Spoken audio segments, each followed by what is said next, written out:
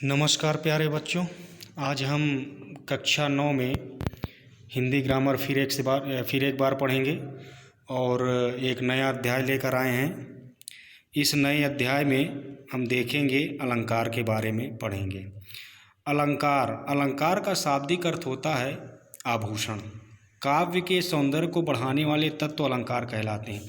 अब यहाँ एक शब्द आया है काव्य। काव्य का तात्पर्य यह है कि जब कोई कविकार, कोई कवि या कोई साहित्यकार कविता के माध्यम से या दोहों के माध्यम से या चौपाइयों के माध्यम से, छंद के माध्यम से उस काव्य को लिखता है तो इसे काव्य कहते हैं। और इसी काव्य को जो शोभा बढ़ाते हैं, उसके सौंदर्य को जो बढ़ाते हैं, उसे अलंकार कहते हैं।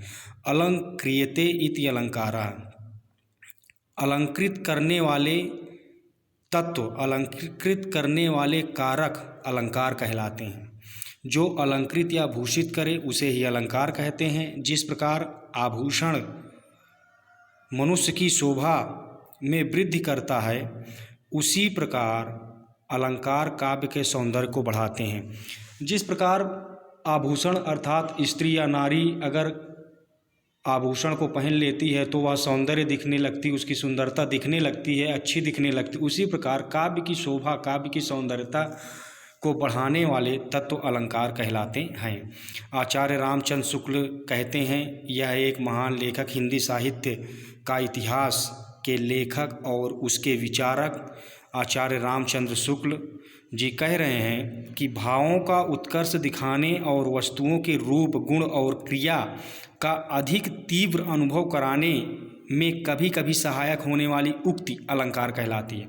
अब रामचंद्र शुक्ल कहते हैं कि जब काव्य में जब कोई कविता पढ़ी जाती है, कोई दोहे पढ़े जाते हैं, छंद पढ़े जाते हैं, चौपाइयाँ पढ़ी जाती हैं, तो उनमें उनके अंदर जो भाव उत्पन्न होता है और उन भाव में जो रूप उत्पन्न होता है, गुण उत्पन्न होता है और उन भावों की क्या क्रिया वस्तु है, इन सभी चीज़ों का जो अनुभव कराती है उसे हम अलंकार कहते हैं। अलंकार यहाँ पर 3 प्रकार के होते हैं: शब्दालंकार, अर्थालंकार, उभयालंकार। शब्दालंकार का तात्पर्य यह है कि जहाँ पर शब्दों के माध्यम से, जिस काव्य में शब्दों के माध्यम से उसका चमत्कार हो या उसका उस शब्द की अलंकृत विशेषता हो, उसे शब्दालंकार कहते हैं। जब अलंकार का चमत्कार शब्द में निहित होता है तब वहाँ पर शब्दालंकार होता है। अर्थात शब्द की विशेषता बतलाई जाए या शब्द में ही वह अलंकार छुपा हो, वह उस काव्य की शोभा उस शब्द के माध्यम से बढ़ जाए तो वहाँ पर शब्दालंकार होता है। यहाँ शब्द का पर्याय रखने पर चमत्कार खत्म हो जाता है। अनुप्रास, लटानुप्रास, यमक, श्लेष, वक्रोक्ति, पुनरुक्त प्रकाश, पुनरुक्ति, वदाभास, विप्सा आदि शब्दालंकार हैं। शब्दालंकार के 8 भेद होते हैं, 8 प्रकार होते हैं। उन सभी 8 प्रकारों के बारे में बताया गया है। अर्थालंकार, जब अलंकार का चमत्कार उसके शब्द के स्थान पर अर्थ में निहित हो, जब कोई शब्द हो, उस शब्द के अनेक अर्थ निकले और उन अर्थों के माध्यम से अलंकार की शोभा बढ़े, अलंकार चमत्कृत हो जाए, तो वहाँ पर अर्थालंकार होता है।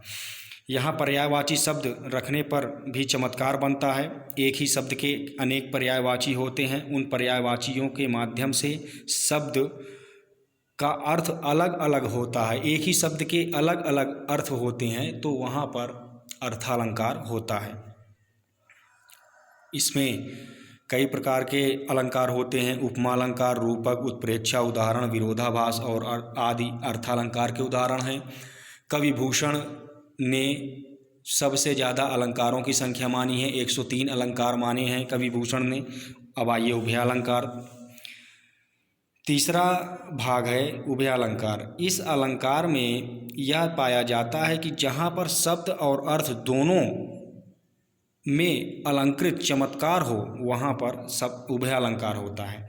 श्लेष अलंकार उभयालंकार की श्रेणी में आता है। शब्द के आधार पर शब्द श्लेष तथा अर्थ के आधार पर अर्थ श्लेष।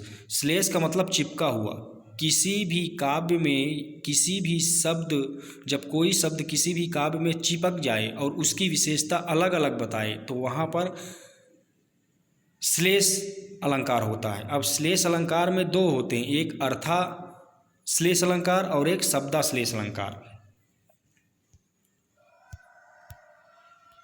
अब हम बाकी अध्ययन अगले वीडियो लेक्चर में करेंगे। धन्यवाद।